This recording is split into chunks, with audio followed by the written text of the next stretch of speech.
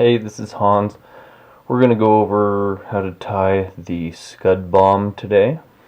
We're going to do this one in size 14, 2487, and the size 14 uses a 3mm Umpqua Jig Bomb. If I do this in a 16, I'll use the 2.5mm, and the 12 gets a 3.5mm. So first thing we're going to do is start our thread on the hook shank here and build up a little thread base to keep that bead from spinning. Okay, this is just burnt orange UTC 70. So you can see I've moved the bead up there and it fell. So we need more thread to hold it into place. So we're going to add another layer of thread here. Tad more. Let's see if that's going to give us what we need to hold it up. Okay, so that's great. So we can back that off just a tad. We're going to add just a little bit of super glue here to just help keep that thing on top of the hook shank. And then we want it sitting directly above the hook point. And we're going to do X wraps on the underside of the bead. I'm going to do 15.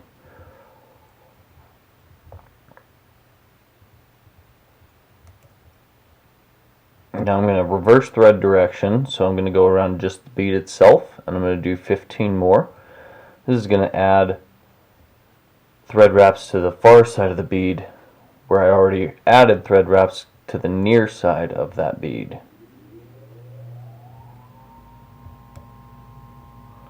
And then we'll come around just the bead itself a few times. This is just going to give us some thread to put some glue on to cement that thing in place. And then end with your thread behind the bead.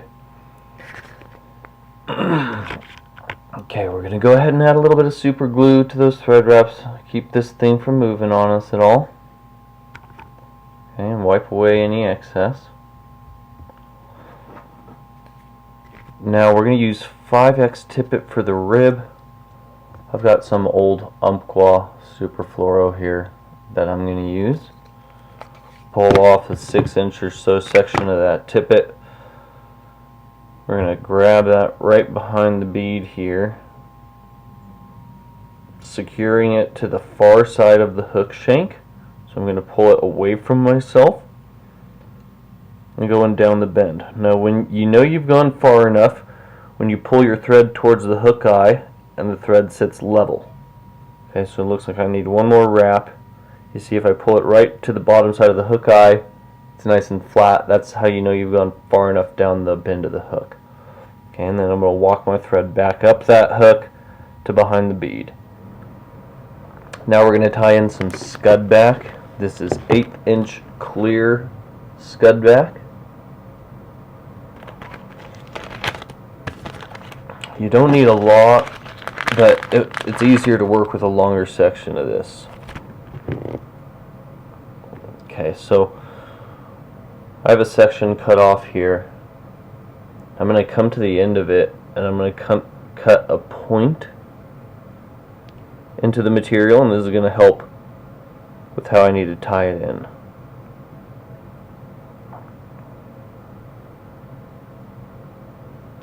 Okay, so you see there, I've got a point in that scud back. So I'm going to grab it right by the tip behind the hook bead, put some solid thread wraps on it, walking rearward, and then I'm going to start to stretch it. As I start to stretch it, I'm going to push it down around the hook shank. It's going to wrap around the hook shank. You got to make sure you have good tight thread tension on these first wraps or you'll pull this out. Okay, now pull nice and tight. Wrapping that scud back around the hook shank. Once you know you've gone far enough down, when you pull your thread and it lines up with that hook eye there. Okay, so I'm going to walk my thread back up to behind the bead and then back down, and from here I'm going to start dubbing. So I'm going to take some of this dubbing here and I'm going to start dubbing it onto the thread in a nice thin noodle.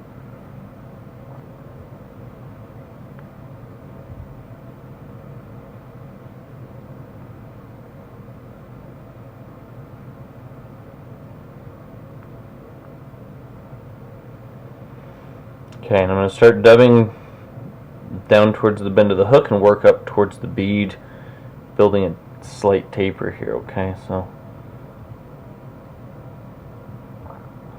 just giving it, we're going to come back and work on this a little more after we finish dubbing around the bead. Once we get up to the bead here, got to make sure we've got some dubbing on our thread. And we're going to start dubbing around the bead to get coverage. So if you just do X wraps, it's not going to cover very well. So this next step is what kind of took me the longest to figure out for solidifying this fly. So we're going to jump our dubbing noodle in front of the bead and go just around the bead itself. We're going to continue wrapping around the bead until we can kind of cover all of those thread wraps. Okay, and I'm going to rotate just so I can make sure I can see both sides here. And then we'll end right in front of the bead so I can add some more dubbing here. We'll get more dubbing going. Okay, now that we've done that, we're going to do our X wraps. Okay, so I'm going to come under the bead and do X wraps like we did with the thread to lock the bead into place. And this can get pretty bulky because we're going to comb it out at the end, and that's going to thin it up a tad. Okay, so just adding more dubbing here for my X wraps to cover the underside of that bead. Okay, and I'm going to have to turn and look to make sure I'm covering all of the thread. Okay, missed a little piece there. Okay, that's good. I got coverage on the bottom side, so I'm going to go back, add more dubbing again. It's easier to do this in small sections like this so you don't have a huge length of thread out. Okay, now I'm going to start working on that taper. So I'm going to walk down, not quite all the way to where I first started, and then work up, get more dubbing. We want it to be thickest near the bead and to taper on each side. Okay, and then we're going to need to tuck it in fairly tight right up against that bead there.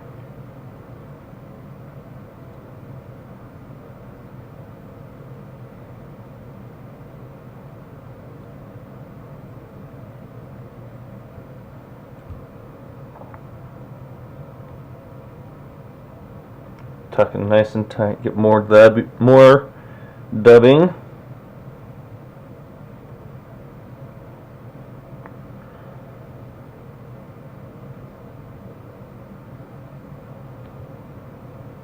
Once we're nice up to that bead, perfect, we're going to hop back in front of the bead, slowly working down the hook shank.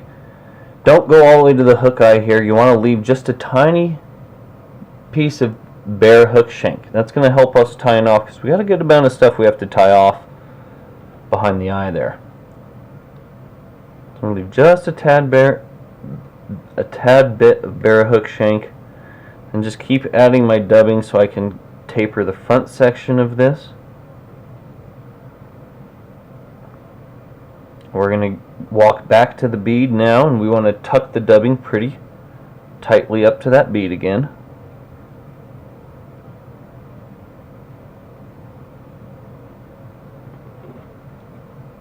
Need a little more yet still.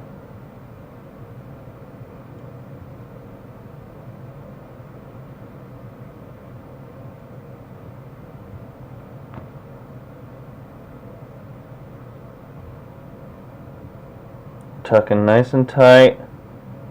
Good, and then I'm going to do a big jump with my thread. Need just a little bit more dubbing here. Maybe I can back off the thread wrap and stretch this. There we go. Working down to the bare hook shank. Okay, I'm going to throw in a ½ inch right behind the hook eye. Make sure my thread doesn't fall off. I'm going to take that scud back and I'm going to fold it over the top Now if you pull really hard, this is going to fall off the sides. So you want to pull, it's going to be kind of loose actually. And then I'm going to grab my thread and come up and over very loosely to suck it and make the scud back fold around the hook eye. Okay, so I got one solid tight wrap on there of the scud back right now. I'm able to then pull it and manipulate it to sit right where I want, just like that. Okay, I'm going to get 3 or 4 good wraps rearward, pull the scud back, getting behind the hook eye in front of the scud back, and then I'm going to throw in a tiny whip finish. Just make sure nothing comes undone here, okay? 1 turn whip, so my thread doesn't fall off the hook eye. I'm going to keep this scud back attached. Make sure it's centered on top of the bead. We're going to use the 5X now. We're going to rib, so we're going to put 3 ribs in the back, 2 ribs in the front. Okay, so we're going to jump forward. I like to hold the scud back in place with my fingernail so it doesn't roll around the fly. Get one towards the back end of it. Our last wrap on the back is going to be touching the bead, so this one we want to split that where the bead is in our first wrap in half. Okay, this next wrap is going to touch the bead. Okay, if your spacing is off, back off a tad here. I just need to jump back just slightly with this wrap. There we go. Okay, this one's going to come up and touch the bead. Perfect. We're going to jump in front of the bead, and this one is going to touch the bead again. Okay, and then one more right in the middle of that wrap we just put down and where our thread is. And then jump to the thread and capture the 5X tippet. So I did 3 wraps walking from the hook eye towards the bend with the thread. Now I'll fold this back, pinning it rearward, walking forward to the hook eye with 2 wraps, fold the scud back. We're going to throw in a whip finish.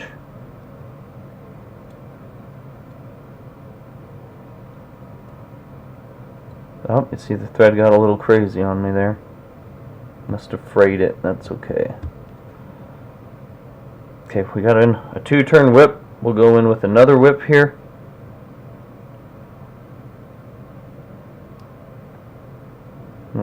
Three-turn whip. Tighten. Secure that in there with my fingernails. Okay, I can trim off my thread.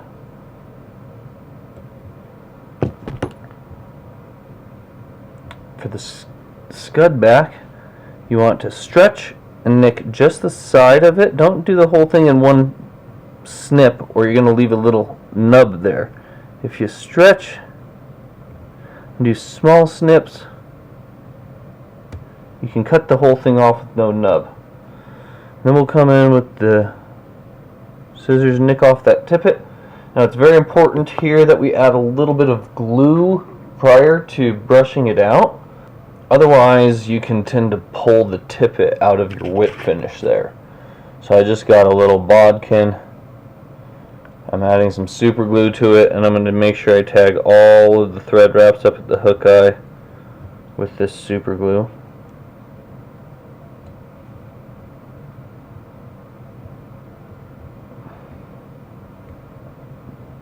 Make sure you let that cure. Okay, once we're nice and cure, the last step is we're going to brush this out and give it some nice legs. So I've got the Tiemco dubbing brush here. I'm just going to stroke all this material downward on both sides. Sometimes I'll come in and brush back and forth just to help loosen up some of that stuff a tad. Back and forth. Go back and forth on this side, and then sweep everything downwards. And that'll give you those great legs, and you can see it gives a very nice scud shape. That jig bomb is going to allow this fly to always ride hook point up, keep you from snagging bottom, and it gives you a whole lot of weight in the Scud pattern, which there aren't a whole lot of Scud patterns on the market that have a ton of weight, so it works great as an anchor fly on a Euro setup. I hope you enjoyed it.